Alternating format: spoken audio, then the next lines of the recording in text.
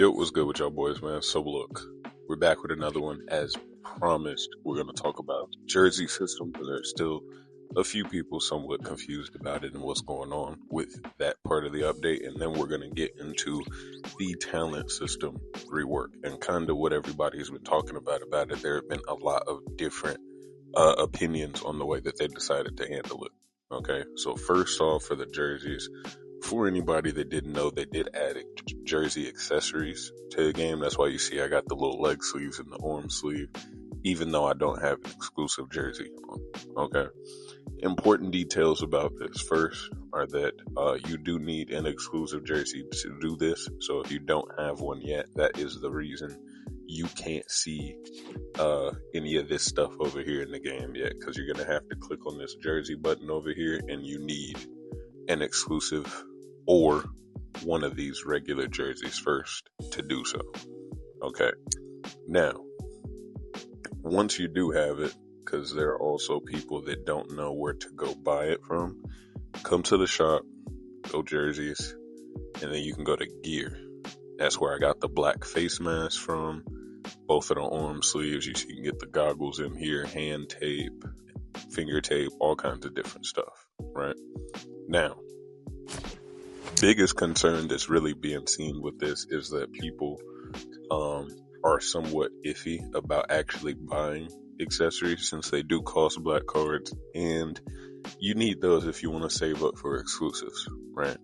Well, the deal is that there is good and bad to going after the accessories instead of the exclusive. Okay, obviously we know the exclusive takes a lot longer to get to. You need 15 cards. While these items, I spent a total of, I think I had 9 black cards. I bought the Bulls jersey, which was 2. I bought all 3 of those accessories. I think that was 1 to 2 per accessory. Oh, I got the little wristband too. And then I got the face mask. So I spent roughly all my black cards, but here's the vision.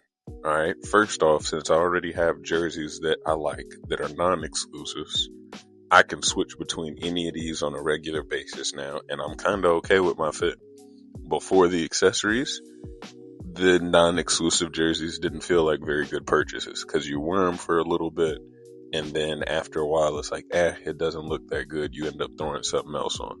Now, with the addition of all the accessories, I will very, very likely be rocking the same fit or a version of the same fit on all my players. For example, Iverson, you see, accessories, mask. I think I did Blake Griffin. Yeah, all my people I've played on recently, I've changed it to.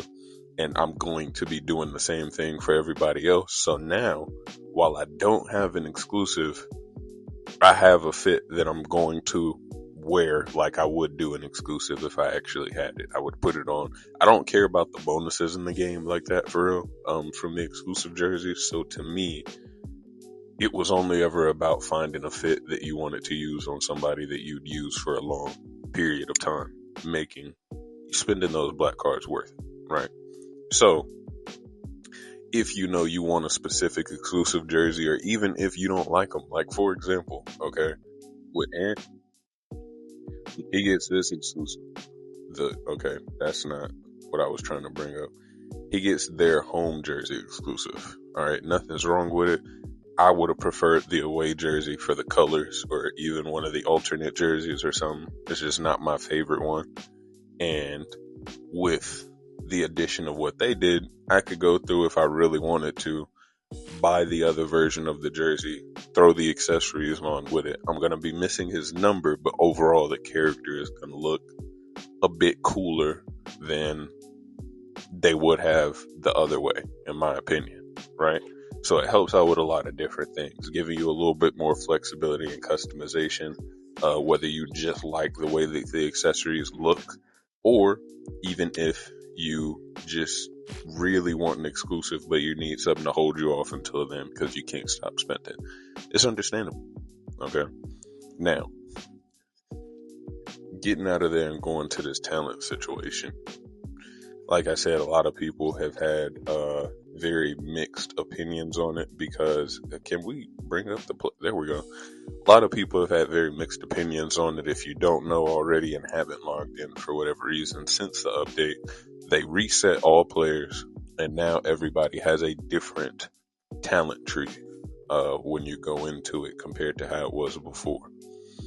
Main reason this is a big deal and why I wanted to talk about it is because originally I had let out a little guide basically showing people how to come in here and only buy the talents you need, which would then save you a lot of talent cards when you turn around and try to get other players leveled up, basically allowing you to max out, or not max out, but bring multiple players to the max potential that you are okay playing with them at. You feel me? So if you could make somebody work with 3 skills out of their 9, then you go through and you figure out how to get those 3 skills specifically instead of spending all your cards on all their talents. Feel me? Now you can't do that because of the changes they've made, and they were smart enough. I don't know if they've seen the guide or what it was, but they did make sure that for a lot of people, bring up Halliburton, for example, you can't get a lot of the abilities that you would need to use them to their max potential until you get closer towards the end. It is still the same where everybody has these 3 kind of throwaway talents that are just animations, and for the most part those are the last talents anybody else can get. But where your problem comes in at is you still have, let's say I went and got drive shift and everything else before it, right? And I didn't want anything else. You still have this whole top line of attribute stuff that's going to be boosting your shooting chances, your dribbling, all type of stuff. We're going to be giving you different boosts to your player throughout the game. And if you decide that you just want to be a little more careful with your resources, you're not going to be able to max those out.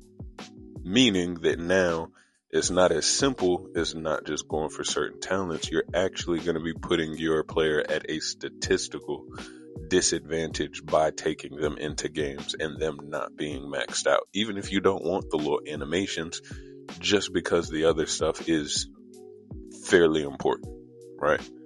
So, that being said, there are certain players you can still go through and try to manipulate it with. Curry, for example, since you do get the back hezzy first, the spin, pull back, and step back are 2 of the ones we said we don't really, for the most part, we don't care about those. Back cut, we don't care about that. Crazy reflex is useful, but it only happens when he's trying to get someone's trying to steal the ball from him. So, we could potentially get away without it. Sidestep fire, that's a catch and shoot ability. Again, we can get away without it. And these 3 abilities we can get away without down here at the bottom.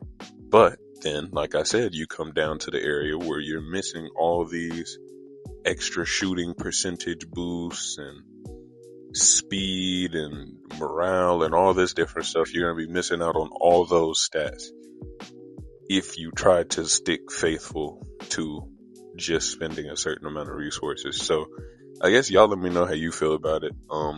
Me in particular, I had saved up so many cards already just from doing the talent thing the way that I was that it isn't a big deal for me. Like, I think I have did I put talents back on Blake? I did. So I have Blake maxed out. I got Iverson and Edwards maxed out right now. And that still leaves me with, I think I have 300. Yeah. 200 superstar talent cards. I think it's still 150 to max somebody out. So I could still max out one person, close to being able to do a second person with the way that I did it from before. But I do see it being a lot harder for people either starting the game after the update or people who weren't that far with their talent cards before the update happened. So hopefully you guys did get the stockpile up a little bit. And we'll have to kind of keep things around, see if there's going to be another version of the guide that may help out with this. There could be a potential realization eventually that like we don't need some of those in stats for different players, or maybe they don't make that big of a difference. So we just kind of got to see how that goes, really. Okay. Outside of that, though, that's going to be everything from this. Just wanted to get them out there so everybody could be well informed and kind of know what's going on.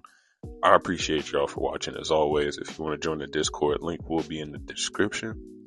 And outside of that, if you enjoyed, leave a like, subscribe, hit that post notification bell so you can be notified when the next one drops. And I'll catch y'all there, man.